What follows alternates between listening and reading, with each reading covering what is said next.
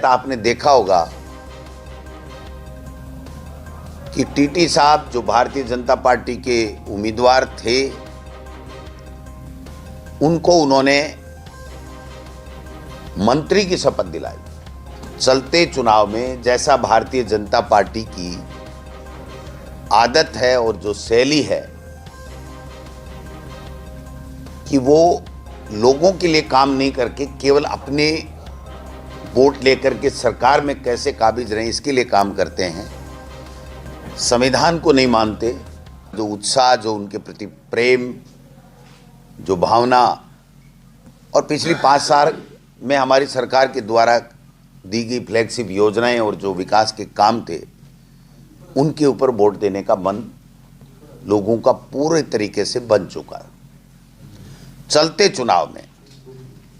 चलते चुनाव में जैसा भारतीय जनता पार्टी की आदत है और जो शैली है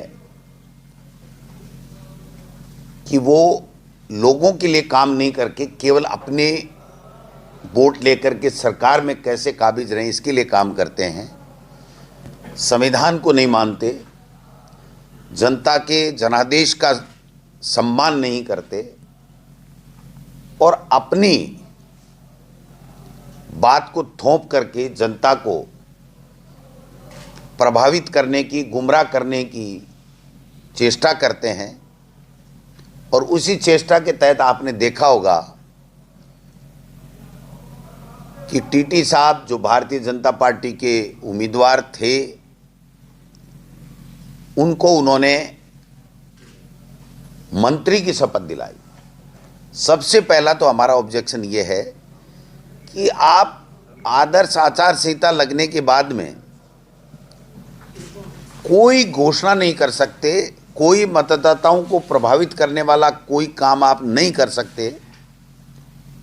आप एक स्कूल में विषय नहीं खोलने की घोषणा कर सकते और आपने इतना बड़ा उल्लंघन आचार संहिता का और संविधान का किया है कि आपने तो जनता को एक तरीके से ठेंगा दिखा दिया।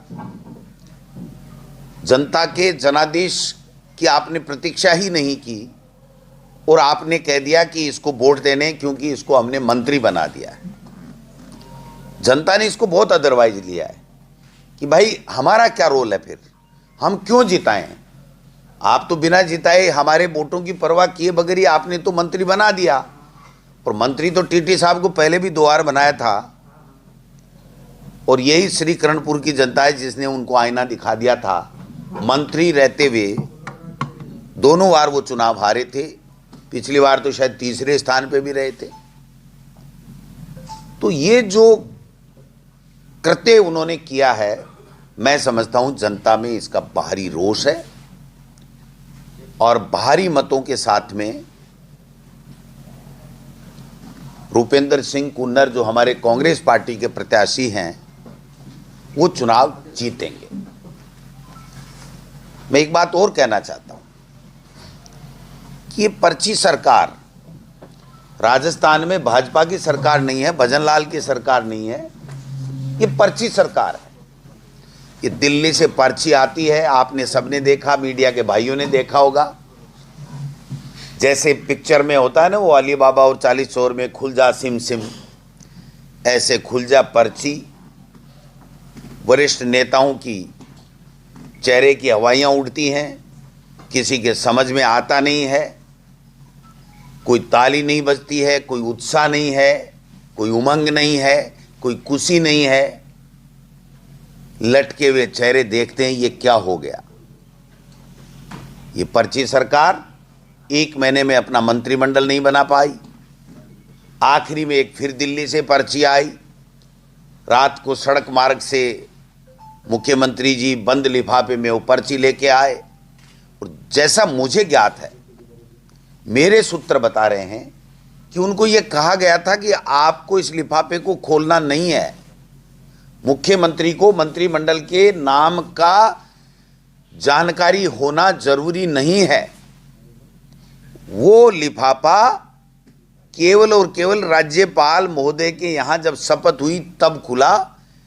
जो आप सबने देखा होगा कि जो मंत्री बनने के लिए लाइन में थे वो आगे बैठ गए, फिर उनको थोड़े को आगे बैठाया गया, पीछे बढ़ाया गया, कुछ को कहा था आपका नाम है आप आगे ही बैठे रहें, वो आगे बैठे रहे।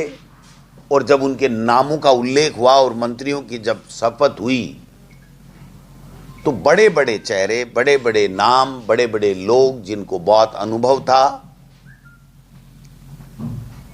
जिनको इसी भारतीय जनता पार्टी ने टिकटें दे करके ये कहा था हमारे ये मजबूत स्तंभ हैं, उनके चेहरों की हवाइयां उड़ गई। अब मंत्रिमंडल का गठन हो गया लेकिन विभाग नहीं है। और विभाग भी कैसे होंगे? मुख्यमंत्री को विशेषाधिकार होता है मंत्रिमंडल के नामों का और उनके विभागों का। आज दुर्भाग्य हमारा कि हमारे राजस्थान के मुख्यमंत्री, क्योंकि वो हमारा भी मुख्यमंत्री है, भजन लाल जी को कोई अधिकार नहीं है वो किसके लिए किसको मंत्री कौन सा विभाग दे। वो फिर एक पर्ची आएगी और वो किसी भवन से भी आ सकती है, वो दिल्ली से भी आ सकती है, वो पर्ची आएगी तब जाकर ये खुल जा सिम सिम होगा और पता लगेगा कि किसको क्या मंत्रालय दिया गया। मैं पूछना चाहता हूं आपके माध्यम से, भारतीय जनता पार्टी के कई नेता आज यहां आए हैं, बड़े बड़े लाव लश्कर आए हैं, लेकर के आए हैं, और जो आए हैं ना वो यहीं ठहरे थे, वो खुद मुख्यमंत्री के दावेदार थे। चाहे गजेंद्र सिंह जी हो, चाहे सीपी जोशी जी हो, सूट वूट सिला लिए थे, 6 ड्रेसें तैयार हो गई थी, रोजाना की एक अलग पहननी है, अलग पहननी है, ये शपथ में पहननी है, ये करना है। अब वो